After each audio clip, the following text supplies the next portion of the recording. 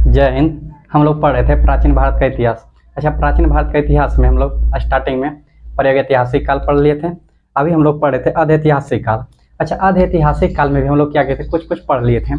अधैतिहासिक काल का मतलब होता है कि मतलब ऐसा लिखा हुआ स्रोत तो मिला था, मतलब जो कि हम लोग पढ़ नहीं पाए। अच्छा, हम लोग पढ़ नहीं पाए, उसी को हम लोग क्या बोलेंगे, अधैतिहासिक काल।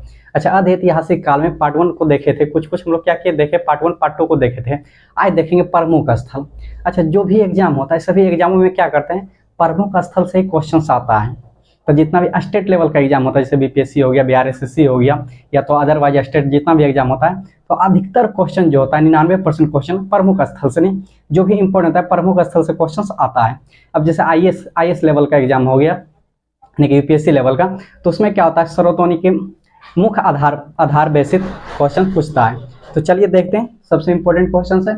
अच्छा, प्रमुख स्थल लिखा हुआ है, तो प्रमुख स्थल का मतलब हो गया कहाँ पे किस चीज, यानी कि कौन सा जगह मिला था। उसके बाद नदी आता है, तो कौन सा नदी के किनारे, यानी कि कौन सा नदी के किनारे कौन सा स्थान था। उसके बाद खोजकर्ता का मतलब होता है कि कौन सा स्थान को खोजा था। उसके बाद प्रमुख बिंदु, जो सबसे इंपॉर्टेंट होता है हम लोग का क्या होता है, प्रमुख बिंदु। यहीं से क्वेश्चन सबसे ज्यादा एग्जाम में आता है। चलिए देखते हैं हम लोग। तो प्रमुख स्थल है, प्रमुख स्थल से पहले हम लोग का हड़प्पा आता है। अच्छा, सिंधु घाटी सभ्यता जो था, सिंधु घाटी सभ्यता को हम लोग हड़प्पा सभ्यता भी कहते थे। क्यों कहते थे हड़प्पा सभ्यता, क्योंकि सिंधु घाटी सभ्यता में अगर कोई भी सबसे पहले अगर स्थल खोजा गया था तो वो क्या था, हड़प्पा था। इसलिए अगर सबसे पहले हड़प्पा खोजा गया था, इसलिए उसके नामकरण के आधार पर सिंधु घाटी सभ्यता को हड़प्पा सभ्यता भी कहते थे हम लोग। अच्छा, हड़प्पा जो है वो पाकिस्तान के मोंटगोमरी जिला के पास पड़ता है। अच्छा, हड़प्पा जो है रावी नदी के तट पर है स्थित है। देखिए, बहुत स्टूडेंट क्या करते हैं, गलत मारते हैं, ठीक, क्योंकि ये सिंधु घाटी सभ्यता है ये, और आता है क्वेश्चन एग्जाम में कि हड़प्पा कौन सा नदी के किनारे स्थित है, तो सब कोई सोचते हैं कि सिंधु घाटी सभ्यता पढ़े तो हड़प्पा कौन सा नदी के किनारे होंगे, सिंधु घाटी सभ्यता। क्योंकि बहुत सारा जो मतलब स्थल जो हम लोग को मिले थे सिंधु घाटी या तो उनकी सहायक नदियों के किनारे बसा हुआ मिले थे। तो ऐसा नहीं, बहुत ऐसा कथी है स्थल है जो कि अलग अलग नदी के किनारे हम लोग को मिले थे। तो चलिए हम लोग देखते हैं। तो हड़प्पा पाकिस्तान के मोंटगोमरी जिला के पास पड़ता है। ये रावी नदी के किनारे स्थित है। कौन सा नदी के किनारे स्थित है, रावी नदी के किनारे स्थित है। इनकी जो खोज की थी, यानी कि खोजकर्ता जो थे वो दयाराम साहनी थे। देखिए, बहुत इंपॉर्टेंट क्वेश्चन है ये, क्वेश्चन एग्जाम में आता है। तब दयाराम साहनी ने हड़प्पा सभ्यता ने हड़प्पा का खोज कब किया था, तो 1921 ईसा 1921 में खोज की थी दयाराम साहनी ने हड़प्पा का। अच्छा, जो प्रमुख बिंदु है, प्रमुख बिंदु में आ जाएगा जैसे श्रमिक आवास। श्रमिक आवास जो है वो कहाँ मिले थे, यानी कि हड़प्पा में खोजा गया था। श्रमिक आवास का मतलब होता है यानी कि एक स्थान पर मतलब कई लोगों बैठ के निवास करते थे, उसी को हम लोग क्या बोलेंगे, श्रमिक आवास बोलते हैं। दूसरा अन्न भंडार है। अच्छा देखिए, अन्न भंडार क्या होता है, एक एक पॉइंट को हम लोग क्या करेंगे समझेंगे। तो अन्न भंडार का मतलब होता है जो अनाज होता है, जो कृषि हुआ था, कृषि को रखने के लिए बहुत बड़ा की जगह पर, एक ही जगह पर खूब अधिक मतलब अत्यधिक अनाज को रखा था, उसी को हम लोग अन्न भंडार कहते हैं। जैसे अभी हम लोग क्या करते हैं, कोठी उठी बनाते हैं, कोठी में क्या करते हैं, चावल या तो धान को रखते हैं। तो चावल या धान को, तो एक चावल या तो एक धान को तो नहीं रखेंगे ना, बहुत सारा धान या बहुत सारा चावल को रखते हैं, या तो गेहूं को रखते हैं, उसी को हम लोग क्या बोलते हैं, अन्न भंडार बोलते हैं। अच्छा, तीसरा जो है लकड़ी की ताबूत है। क्या है, लकड़ी की ताबूत।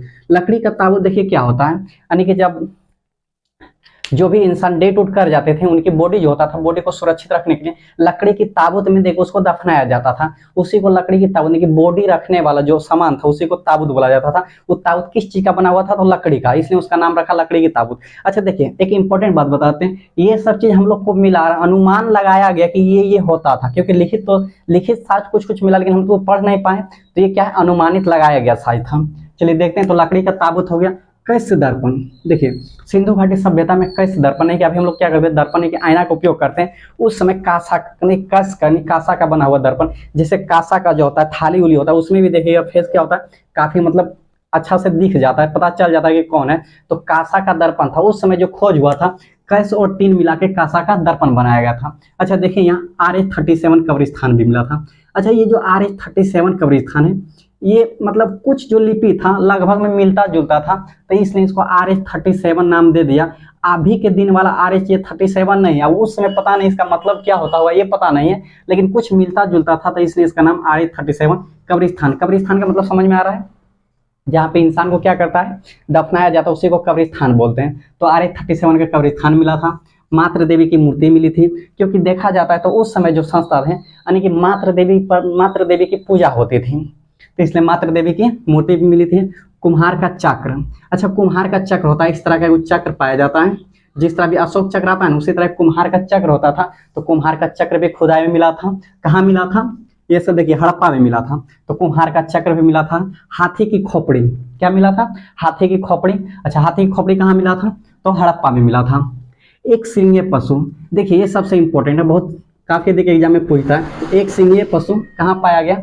तो ये हड़प्पा में पाया गया। एक सिंगीय पशु क्या होता है? यानी कि एक जानवर होता है, जिस तरह अभी क्या होता है, गाय होता है ना, उसी तरह यानी कि एक सिंगीय पशु जो था गेंडा की तरह था। शरीर गेंडा के था, लेकिन जो उसका सर था नहीं माथा था, माथा पर एक सिंह निकला हुआ था, इसलिए उसको एक सिंगीय पशु। अभी तक समझ में नहीं आया कि वो कौन सा जानवर था। एक सिंगीय उसका नाम दे दिया, क्योंकि लिखा हुआ तो कुछ मतलब प्रमाणित हम लोग तो अभी तक पढ़ नहीं पाए, तो उसको एक सिंगीय पशु, कहीं कहीं गेंडा भी लिखा हुआ था, लेकिन पूर्ण रूप में देखा जाए तो गेंडा वो नहीं था। गेंडा के शरीर के आकार का था, लेकिन माथा पर क्या था? एक सिंह निकला हुआ था, तो उसका नाम धर दिया एक सिंगीय पशु। तो देखिए बहुत इंपॉर्टेंट क्वेश्चन है यहाँ से, एग्जाम में क्वेश्चन किस तरह पूछेगा, यानी कि मात्र देवी की मूर्ति जो है वो कहाँ किस स्थान पर पाया गया था। तो अगर हम लोग याद रखेंगे तो क्या ऑप्शन में हम लोग टिक लगा देंगे? हड़प्पा। क्वेश्चन आ जाएगा हम लोग का यहाँ से, कुम्हार का चक्र, कुम्हार का चक्र कौन सा स्थान पर मिला था? तो हड़प्पा से मिला था। चलिए हम लोग का हड़प्पा क्या हो गया? कंप्लीट हो गया। नीचे हम लोग देखते हैं मोहनजोदड़ो। देखिए मोहनजोदड़ो जो है बहुत इंपॉर्टेंट क्वेश्चन है। मोहनजोदड़ो पाकिस्तान के लारकाना जिला में पाया जाता है, याद रखिएगा, पाकिस्तान के लारकाना जिला में। ये भी पाकिस्तान में पाया गया था, ये भी पाकिस्तान में पाया गया था। मोहनजोदड़ो का मतलब होता है मृतकों का टीला होता है। क्या होता है? मृतकों का टीला, यानी कि मोहनजोदड़ो का दूसरा नाम है मृतकों का टीला। अच्छा, मृतकों का टीला क्या होता है? सबसे पहले हम इसको समझते हैं। मृतकों का टीला का मतलब होता है एक जगह पर कई मतलब एक से अधिक लाश मिला था। अच्छा, लाश किस तरह मिला था? अगर देखा जाए उस समय जो भी थे इतिहासकार थे, अनुमान लगाए थे कि हो सकता है कुछ युद्ध हुआ था। अच्छा, युद्ध हुआ था, कैसे वो अनुमान लगाए थे? अनुमान मतलब इस अनुसार से लगाए थे, क्योंकि जो भी लाश मिल रहा था, अगर लाश को दफनाया जाता है तो उसके शरीर की जो भी बॉडी होती है, जो भी पार्ट होता है, वो एक जगह रहता है। जैसे अगर कुछ छिड़िया भी जाएगा तो सर यहाँ है, मतलब हाथ जो होता है वो थोड़ा सा दूर पर होगा, पैर थोड़ा सा दूर पर होगा। लेकिन अगर उस समय का जो भी मतलब खुदाई में मिला था, तो किसी का सर नहीं था, तो किसी का पैर नहीं था, किसी का हाथ नहीं था। तो इसी से मतलब इतिहासकार ने अनुमान लगाया था कि यहाँ पे युद्ध वगैरह हुआ होगा, और एक मतलब एक ही जगह पर बहुत सारा क्या हुआ था? लाश मिला था, तो इसलिए इसको मृतकों का टीला भी कहा जाता है। अच्छा, मोहनजोदड़ो का मतलब क्या हो गया? मृतकों का टीला। याद रखिएगा, क्वेश्चन में पूछता है। ये कौन सा नदी के किनारे पाया गया? सिंधु नदी के किनारे। सबसे इंपॉर्टेंट क्वेश्चन देखिए यहाँ से, बोलेगा मोहनजोदड़ो कौन सा नदी के किनारे स्थित है? तो सिंधु नदी के किनारे स्थित है। हड़प्पा कौन सा नदी के किनारे स्थित है? तो रावी नदी के किनारे स्थित है। अच्छा, मोहनजोदड़ो का खोज किसने की थी? रखालदास बनर्जी ने। किसने किया था? रखालदास बनर्जी। कब किया था? 1922 में। देखिए डेट दो ठो इंपॉर्टेंट होता है, एगो फर्स्ट वाला एगो सेकंड वाला। उतना डेट फिर नहीं मायने रखता है, फर्स्ट और सेकंड डेट को क्या कीजिएगा? याद रखिएगा, उतना डेट नहीं पूछता। ये वाला डेट कभी कई बार एग्जाम में पूछा, ये भी डेट क्या हुआ, कई बार एग्जाम में पूछा है, उसके बाद उतना डेट मायने नहीं रखता है। तो चलिए देखते हैं, तो रखालदास बनर्जी ने 1922 में इसकी खोज की थी। अच्छा, प्रमुख बिंदु में आते हैं जो कि सबसे इंपॉर्टेंट है, तो यहाँ पर देखते हैं हम लोग को सर्व आवास और अन्नागार का भंडार मिला था, लेकिन यहाँ पर विशाल स्नानागार मिला था। देखिए याद रखिएगा, वहां पर अन्न का भंडार मिला था, यहाँ पर स्नानागार मिला था। स्नानागार का मतलब होता है अब एक दिन में जिसको स्विमिंग पूल बोलते हैं, वही उस समय मिला था। तो किस तरह मिला था? कि एक तालाब था और कुछ नहाने वहाने वाला मतलब खुदाई के समय मिला था, तो उसी को एक विशाल, यानी कि विशाल का मतलब होता है एक जगह पर कई आदमी आके स्नान करता है, उसी को विशाल स्नानागार बोलते हैं। तो विशाल स्नानागार नहीं याद रहेगा तो स्विमिंग पूल याद रखिएगा। उसके बाद पुरोहित आवास, देखिए पुरोहित आवास मिला था। पुरोहित आवास का मतलब होता है जो मतलब बाहर से लोग आते हैं, या तो एक जगह पर मतलब कई लोग बाहर से आके एक स्थान पर निवास करते हैं, उसी को पुरोहित आवास बोला जाता है। तो पुरोहित आवास भी कहाँ मिला था हम लोग को? मोहनजोदड़ो में। याद रखिएगा, हड़प्पा में ये सब मिला था, मोहनजोदड़ो हम लोग को ये मिल रहा है। उसके बाद घर में कुआं मिला था। क्या मिला था? घर में कुआं मिला था। कांसा की मूर्ति मिला था। कहाँ मिला था? मोहनजोदड़ो में। मोहनजोदड़ो में कांसा की मूर्ति, देखिए कांसा का मूर्ति यहाँ भी मिला था, कांसा का दर्पण यहाँ भी मिला था। इसलिए कभी कभी क्वेश्चन में आता है कि सिंधु घाटी सभ्यता है, 4 गो ऑप्शन दे देगा, उसमें रहेगा कश युगीन। कश युगीन का मतलब है कि कांसा का काफी अधिक यूज हो रहा था, इसलिए इसको क्या बोलते हैं? कश युगीन सभ्यता बोलते हैं। तो कांसा की मूर्ति मिला था। महाविद्यालय के भी प्रमाण मिला था। उसके बाद यहाँ देखिए, अच्छा महाविद्यालय तो सबको समझ में आ रहा है, क्योंकि महाविद्यालय से भी सबको परिचित है।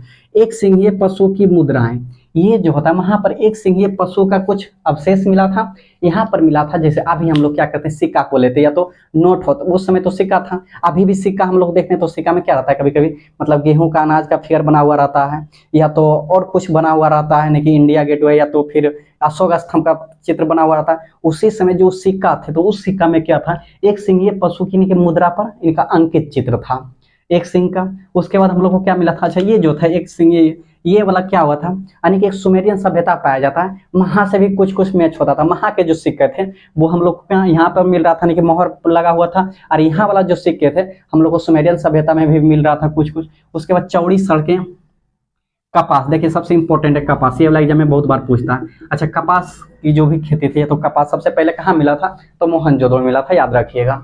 अच्छा, हड़प्पा हम लोग का कंप्लीट हो गया, मोहनजोदड़ो कंप्लीट हो गया। अब लोथल, लोथल भी बहुत इंपॉर्टेंट है। अच्छा, लोथल जो हम लोग का है वो अभी कहाँ पड़ता है, भारत, अहमदाबाद में, ये भारत में है, अहमदाबाद में है। ये दोनों पाकिस्तान में था, ये भारत के अहमदाबाद में है।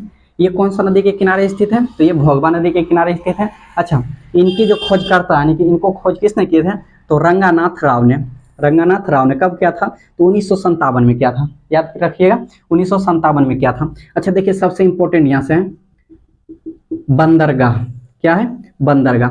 बंदरगाह का मतलब होता है गोदीवाड़ा। अच्छा, बंदरगाह जो है, बंदरगाह ये हम लोग को लोथल में मिला था, बंदरगाह मिला था, वहां से यही अनुमान लगाया गया कि जो भी बंदरगाह होता है, तो बंदरगाह इसलिए बनाया जाता है क्योंकि दूसरे देश के साथ क्या होता है, व्यापार करता है। तो हम लोग का बंदरगाह जो बनाया गया था, ये भारत का हम लोग का सिंधु घाटी सभ्यता है। सिंधु घाटी सभ्यता से थोड़ा सा आगे बढ़ेंगे तो अफ्रीका आता है, अफ्रीका में सुमेरियन सभ्यता।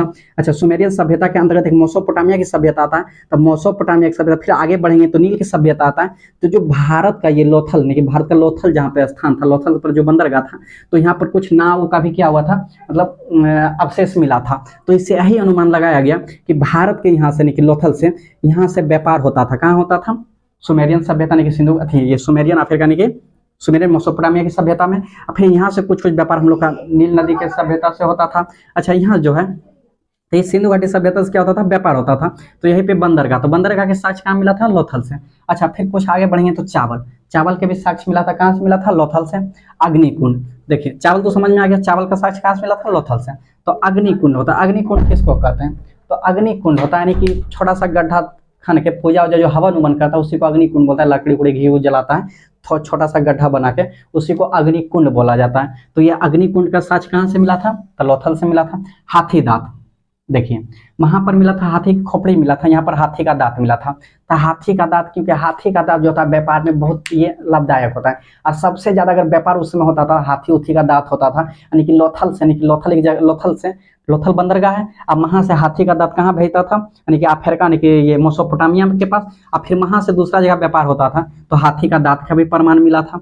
उसके बाद 3 युगल समाधियां, देखिए 3 युगल समाधियां क्या होता है, यानी कि दो डेड बॉडी, यानी कि एक साथ 3 ठो मिला था, यानी कि 2 डेड बॉडी को एक ही साथ मतलब बना हुआ था, दफनाया हुआ 3 जगह मिला था, तो इसी को बोलते हैं 3 युगल समाधियां। घोड़े की मृद मूर्ति, अच्छा देखिए घोड़े का मृद मूर्ति बहुत इंपॉर्टेंट है। घोड़े का मृद मूर्ति का मतलब हुआ है, यानी कि घोड़े जो है मिट्टी का मूर्ति मिला था, तो इससे यही अंदाजा लगाया गया कि उस समय घोड़े से भी क्या थे, परिचित थे। तो कि घोड़े की मृद मूर्ति का मतलब होता है मट्टी का मूर्ति, जो खिलौना उलौना नहीं होता है। अच्छा, मट्टी का खिलौना को टेराकोटा भी बोला जाता है, याद रखिएगा। मट्टी का जो खिलौना होता है उसको क्या बोलते हैं, टेराकोटा बोलते हैं। तो घोड़े की मृद मूर्ति का मतलब मट्टी की मूर्ति था। तो इससे यही इतिहासकार अनुमान लगाए थे कि उस समय घोड़े से भी क्या थे, परिचित थे। चलिए नेक्स्ट क्वेश्चन हम लोग देखते हैं। नेक्स्ट बोल रहा है कालीबंगा। अच्छा, ये सबसे इंपॉर्टेंट है, इसको याद रखिएगा। देखिए हड़प्पा हो गया, मोहनजोदड़ो हो गया, लोथल हो गया, अब कालीबंगा देख रहे हैं। ये चारों जो है बहुत इंपॉर्टेंट है, काफी देखिए एग्जाम में पूछता है। तो कालीबंगा जो है हनुमानगढ़ राजस्थान में पड़ता है, ये भी भारत में कहा है, हनुमानगढ़ राजस्थान में। ये घग्गर नदी के किनारे स्थित है। कौन सा नदी के किनारे स्थित है, घग्गर नदी के किनारे स्थित है। इनकी जो खोज की, यहाँ बहुत कंफ्यूज होते हैं लोग। इनका जो खोज है एग्जाम में क्या करते हैं, 2 ऑप्शन रहते हैं कभी कभी। अमलनंद घोष रहते हैं, ये कब किए थे, 1952 में किए थे। दूसरा जो है ब्रजवासी लाल एवं बी.के. थापर। देखिए ब्रजवासी लाल एवं बी.के. थापर, ये एग्जाम में ज्यादा पूछते हैं, लेकिन अगर एनसीईआरटी को देखा जाए तो वहां पर है अमलानंद घोष ने इनकी खोज किए थे। दोनों किए थे, ये कब किए थे, 1952 में, और ये कब किए थे, 1960 में किए थे। तो दोनों को याद रखिएगा ताकि कंफ्यूज ना हो, ये दोनों हम लिख दिए। चलिए यहाँ देखते हैं, यहाँ सबसे इंपॉर्टेंट है जुते हुए खेत का साक्ष्य मिला था। क्या मिला था, जुते हुए खेत का साक्ष्य मिला था। अच्छा, कोई स्टूडेंट का मन में ये आता होगा कि जुते हुए खेत का साक्ष्य कई मतलब लाखों साल या तो हजारों साल वर्ष पूर्व कोई सभ्यता था, वो तो पतन हो गया था, नहीं खत्म हो गया था, तो उस सभ्यता के खुदाई में फिर जुते हुए जो खेत का साक्ष्य था वो कैसे मतलब मिल गया था। तो जब भी मतलब खुदाई उदाई हुआ था तो कुछ इस प्रकार का मतलब क्या हो रहा था, खेत में मिल रहा था, निशान मिल रहा था। इससे यही अनुमान लगाया गया, यानी कि मिट्टी जो था इस प्रकार का था, तो इससे यही अनुमान लगाया गया कि जो खेत है, यानी कि जो मिट्टी है ये बंजर नहीं, इसको क्या होता था, जुताई होता था, यहाँ पर कृषि होता था। और कुछ जगह क्या हुआ था, यानी कि हल का भी प्रमाण मिला था, मिट्टी का बना हुआ हल मिला था, जिसको टेराकोटा बोलते हैं। तो हल का प्रमाण मिला, इससे इतिहासकार यही अनुमान लगाया था कि यहाँ पर क्या हुआ, जो खेत था वो मतलब यानी जुता हुआ था। तो जुते हुए खेत का साक्ष्य कहाँ मिला था हम लोग को, कालीबंगा में। अग्नि के हवन कुंड, देखिए अभी हम बता रहे थे ना, तो अग्नि का हवन कुंड कहाँ मिला था, कालीबंगा में। उसके बाद चूड़ियाँ, अच्छा चूड़ियाँ जो यहाँ मिला था वो काले रंग का चूड़ियाँ मिला था। कौन सा रंग का मिला था, काली रंग का चूड़ियाँ। कहाँ मिला था, कालीबंगा में, याद रखिएगा, काली रंग का चूड़ियाँ कालीबंगा में, जुता हुआ खेत भी मिला था। उसके बाद भूकंप, देखिए भूकंप का भी प्रमाण मिला था। अच्छा भूकंप का प्रमाण कैसे मिला था, जो मतलब वहां तो एक शहरी सभ्यता था, सिंधु घाटी सभ्यता क्या क्या था, शहरी सभ्यता था। शहरी सभ्यता का मतलब हुआ ईटा का घर था, ईटा का मकान मतलब बना हुआ अच्छा सा घर था, शहर नियर था, गेट था जो कि रोड के तरफ कई जगह खुलता था, कई जगह रोड के पीछे खुलता था। जो ईटा का जो दीवार बना हुआ था वो कई दीवार मतलब फटा हुआ था। इससे इतिहासकार यही अनुमान लगाया कि हो सकता है कभी यहाँ भूकंप आया होगा, अब भूकंप आने के कारण से सभ्यता नष्ट हुआ होगा। लेकिन कुछ इतिहासकार ने ये बताया कि बाढ़ के कारण से ये क्या हुआ होगा, कि ये सिंधु घाटी सभ्यता नष्ट हुआ होगा। कुछ इतिहासकार लगाए कि नहीं, हो सकता है मानसिक हो सकता है ये मौसम का संतुलन बिगड़ा होगा, इसके कारण से ये नष्ट हुआ होगा। तो हम सबसे हम लोग क्या करेंगे, लास्ट में जाके पढ़ेंगे कि कौन सा ये क्या मतलब पतन हुआ था। तब भूकंप का भी साक्ष्य मिला था। उसके बाद जुते हुए खेत, अग्नि के हवन कुंड और चूड़ियाँ, ये सब का क्या होता, साक्ष्य मिला था। चलिए नेक्स्ट हम लोग देखते हैं। अच्छा नेक्स्ट देख रहे हैं तो राखी गढ़ी है, चुनहुंदड़ो है, बनवाली है, रोपट है, रंगापुर है और सुरकोटदा है। अच्छा देखिए जो इम्पोर्टेंट है, जहाँ से एग्जाम में क्वेश्चन बनता है उसी को हम लेके आए, जो कि मोस्ट इंपोर्टेंट है। अभी बिहार एसएससी का भी बहाली आ गया, बिहार एसएससी के लिए रामबन साबित होगा, तो ध्यान से देखिएगा इसको और याद रखिएगा। चलिए नेक्स्ट हम लोग देखते हैं तो राखी गढ़ी। अच्छा राखी गढ़ी जो है वो कहाँ पड़ता है, वो हिसार हरियाणा में पड़ता है। कहाँ, यानी भारत में ही है। तो भारत में किस जगह है, तो हिसार हरियाणा में। तो देखिए यहाँ से क्वेश्चंस भी आता है, जैसे क्वेश्चन हम लोग पहले पढ़े थे, थोड़ा सा रिकॉल कर लेते हैं। पहले हम लोग पढ़े थे हड़प्पा, तो हड़प्पा कहाँ है, पाकिस्तान के मोंटगोमरी जिला में पड़ता है। तो उसी तरह यहाँ भी देखिए राखी गढ़ी, तो राखी गढ़ी कहाँ है, ये हिसार और अभी वर्तमान में हरियाणा, यानी कि हरियाणा में हिसार में पड़ता है। तो यहाँ से भी क्या करता है, क्वेश्चन आता है। चलिए नेक्स्ट जो देखते हैं सबसे इंपॉर्टेंट है नदी है, क्योंकि नदी बहुत इंपॉर्टेंट है, नदी को याद रखिएगा, टोटल नदी से क्वेश्चन पूछता है। चलिए क्या बोल रहे हैं, अच्छा राखी गढ़ी कौन सा नदी के किनारे स्थित था, तो घग्गर नदी के किनारे स्थित था। कौन सा नदी के किनारे स्थित था, घग्गर नदी के किनारे। इनका जो खोज करता था, नहीं खोज था, सूरजभान था। कब क्या था, 1669 ईस्वी में। देखिए एक पॉइंट और हम बता देते हैं आप लोग को, जो भी डेट होता है, डेट पूछता है सबसे ऊपर वाला पूछता है। तो मोहनजोदड़ो हड़प्पा का याद रखिएगा, दो ही का रखिएगा, हड़प्पा का और मोहनजोदड़ो का। और एक वो याद रखिएगा, ऐसे ये सब डेट कभी एग्जाम में पूछता नहीं, तो दो ही डेट क्या है, बहुत इंपॉर्टेंट है। और खोजकर्ता भी मोहनजोदड़ो और हड़प्पा याद रखना है। तो चलिए राखी गढ़ी हिसार हरियाणा में पड़ता है। कौन सा नदी किनारे स्थित है, घग्गर नदी किनारे स्थित है। इसके खोजकर्ता कौन है, सूरजभान है। कौन है, सूरजभान। चलिए नेक्स्ट देखते हैं जो सबसे इंपॉर्टेंट है, प्रमुख स्थल। इसको भी इंपॉर्टेंट करेंगे क्योंकि ये सबसे ज्यादा मोस्ट इंपॉर्टेंट है, प्रमुख स्थल। तो देखिए जो हम लोग का राखी गढ़ी था, तो भारत में स्थित सबसे बड़ा स्थल, यानी कि भारत में जितना भी स्थल था तो सबसे बड़ा स्थल मेरा क्या था, राखी गढ़ी था, यानी कि राखी गढ़ी सबसे बड़ा स्थल था। अच्छा यहाँ जो है ताम्र उपकरण का खोज हुआ था, यानी कि ताम्र उपकरण के बारे में राखी गढ़ी में खोज हुआ था, यानी कि तांबा से परिचित है। तो याद रखिए भारत में स्थित सबसे बड़ा स्थल कौन सा है, राखी गढ़ी है। चलिए नेक्स्ट देखते हैं हम लोग, तो चुनहुंदड़ो कहाँ पड़ता है, पाकिस्तान के सिंध प्रांत में पड़ता है। याद रखिएगा पाकिस्तान के सिंध प्रांत में। अच्छा ये भी कौन सा नदी किनारे स्थित है, तो सिंधु नदी किनारे स्थित है। देखिए नदी तो तुम याद ही रखना है, कौन सा नदी किनारे स्थित है, सिंधु नदी के किनारे स्थित है। अच्छा इनके जो खोजकर्ता थे, देखिए खोजकर्ता का हम नाम लिख दिए।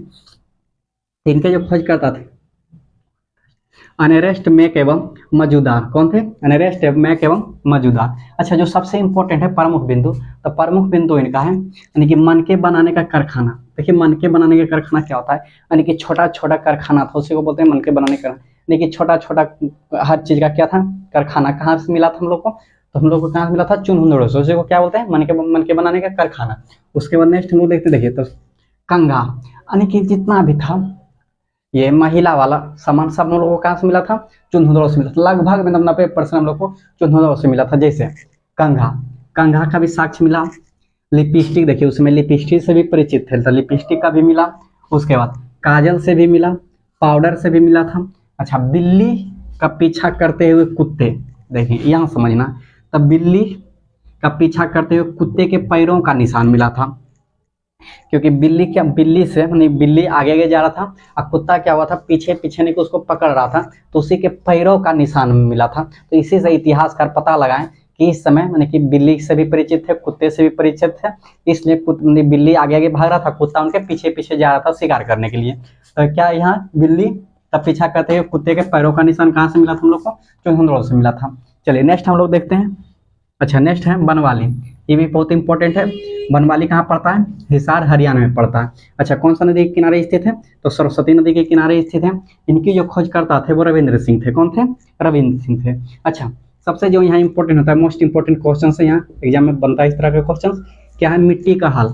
अच्छा मिट्टी का हल यानी कि खिलौना मिला था, तब मिट्टी का हल कहाँ से मिला था, याद रखिएगा बनवाली से, यानी कि मिट्टी का हल कहाँ से मिला था, बनवाली से। अच्छा मिट्टी का हल मिला था, यानी कि मिट्टी का हल बना हुआ था, खिलौना था और काफी, तो मिट्टी का जितना भी खिलौना था सबको हम लोग टेराकोटा बोलते हैं, क्या बोलते हैं, टेराकोटा। अच्छा यहाँ से पहिया भी मिला था, क्या मिला था, पहिया, जो भी मिला था, पहिया भी मिला था और जो भी मिला था। चलिए नेक्स्ट हम लोग देखते हैं। नेक्स्ट है रोपड़, क्या है, रोपड़। अच्छा रोपड़ कहाँ है, रूपनगर पंजाब में पड़ता है। रोपड़ कहाँ पड़ता है, रूपनगर पंजाब में। अच्छा ये कौन सा नदी के किनारे स्थित है, सतलज नदी। देखिए नदी बार बार हम बोल रहे हैं, नदी को याद रखिएगा, सतलज नदी के किनारे स्थित है। इनकी जो खोजकर्ता थे यज्ञदत्त शर्मा थे, कौन थे, यज्ञदत्त शर्मा। चलिए सबसे इंपॉर्टेंट यहाँ से भी क्वेश्चन आता है एग्जाम में, क्या लिखा हुआ है, तांबे के कुल्हाड़ी। अच्छा तांबे के कुल्हाड़ी कहाँ से मिला था, तो याद रखिएगा तांबे का कुल्हाड़ी रोपड़ से मिला था। अच्छा रोपड़ कौन नदी के किनारे स्थित है, सतलज नदी के किनारे स्थित है। तो तांबे का कुल्हाड़ी, तो तांबे का कुल्हाड़ी सबको जानते हैं। मानव के साथ कुत्ते दफनाने का साक्ष्य, देखिए आगे पढ़ाए थे, आगे वाला भी वीडियो में ये मतलब मानव के साथ कुत्ते दफनाने का साक्ष्य, यानी कि जो मालिक थे, मालिक के साथ कुत्ता को भी दफनाने का मतलब अवशेष मिला था। अच्छा कहाँ मिला था, बुरजोहम कश्मीर, कश्मीर के बाद बुरजोहम है, बुरजोहम से ही साक्ष्य मिला था, मानव के साथ कुत्ते को दफनाने का साक्ष्य मिला था। वहाँ गर्तावास भी मिला था। तो यानी कि जो मालिक था, जो कुत्ते को पालते थे उन्हीं को क्या मालिक बोलते थे। जब मालिक डेट कर जाते थे तो और साथ क्या करता था, कुत्तों को दफना दिया जाता था, सोचता वो कने झूठे डिस्टर्ब करते रहेगा सबों को, तो क्या करता था, मालिक के साथ कुत्तों का भी दफनाने का साक्ष्य। अच्छा कहाँ मिला था, तो बोलिएगा, यानी कि बुरजोहम, बुरजोहम कहाँ पड़ता है, कश्मीर में। लेकिन अगर स्थल, प्रमुख स्थल से पूछा था मानव के साथ कुत्ते दफनाने का साक्ष्य कहाँ से मिला था, तो रोपड़ से, याद रखिएगा, कंफ्यूज नहीं होना, कहाँ से मिला था, रोपड़ से। चलिए नेक्स्ट हम लोग देखते हैं। तो नेक्स्ट है रंगपुर, क्या है, रंगपुर। रंगपुर जो है वो कहाँ भारत में पड़ता है, अहमदाबाद, कहाँ पड़ता है ये, अहमदाबाद में। ये कौन सा नदी के किनारे स्थित है, तो भादर नदी के किनारे स्थित है। इनकी जो खोजकर्ता है वो SR राव है, कौन है, SR राव है।